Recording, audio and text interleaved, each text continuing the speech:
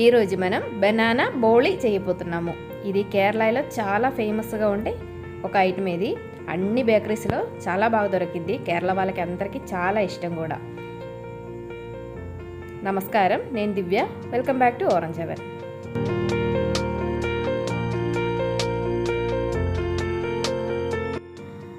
ఇవి మామూలుగా ఈ కేరళ బనానాతో తయారు చేస్తారు. ఇవి పండిన బనానాస్ తీసుకోవాలి. మంచిగా పండితే అంత మంచిది. ఇలాగా స్కిన్ తీసేయాలి. ఈ బనానా ఏంటంటే మంచిగా పండినా కూడా సాఫ్ట్గా ఉండదు, కొంచెం గట్టిగానే ఉండదు.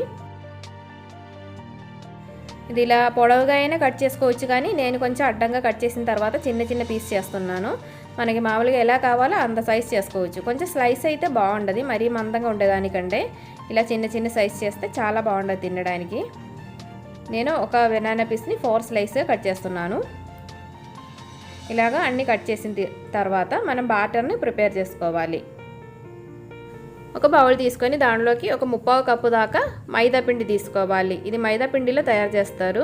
దానిలోకి కొంచెం పసుపు, అలాగే ఒక పించు ఉప్పు, అలాగే ఇది బ్లాక్ నువ్వులు, ఒక 2 టేబుల్ స్పూన్ దాకా బియ్య పిండి, కొంచెం క్రిస్పీనెస్ రావడానికి. ఒట్టి మైదా పిండిలో కూడా తయారు చేస్తారు, కానీ కొంచెం బియ్య పిండి వేస్తే బాగుంటుంది.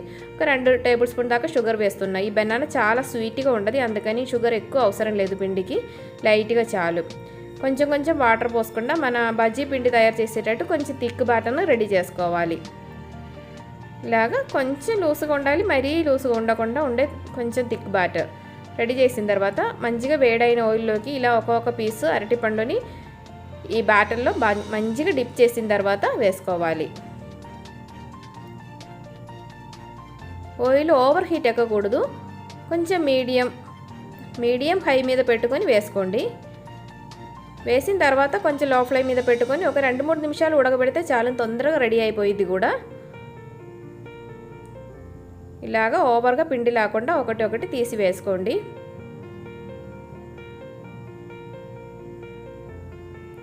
వేసిన ఎమ్మంటే కలుపుకోకూడదు, ఒక 2 నిమిషాల తర్వాత కలపండి. ఇది ఇలా అదుకొని పోయినా ఏం కాదు, మనం తిరగబెట్టేటప్పుడు అలా సెపరేట్ అవుతూ ఉండదు.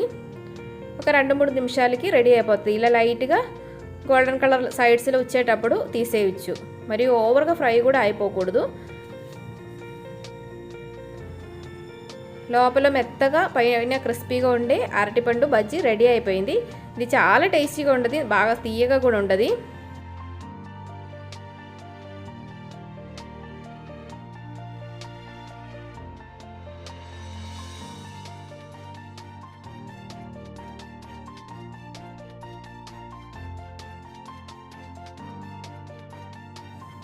ఈ బనానాస్ మామూలుగా అయితే కొన్ని చోట్ల దొరుకుతున్నాయి, కానీ కేరళ స్టోర్స్ ఎక్కడ ఉండో అక్కడ బాగా దొరికిద్ది.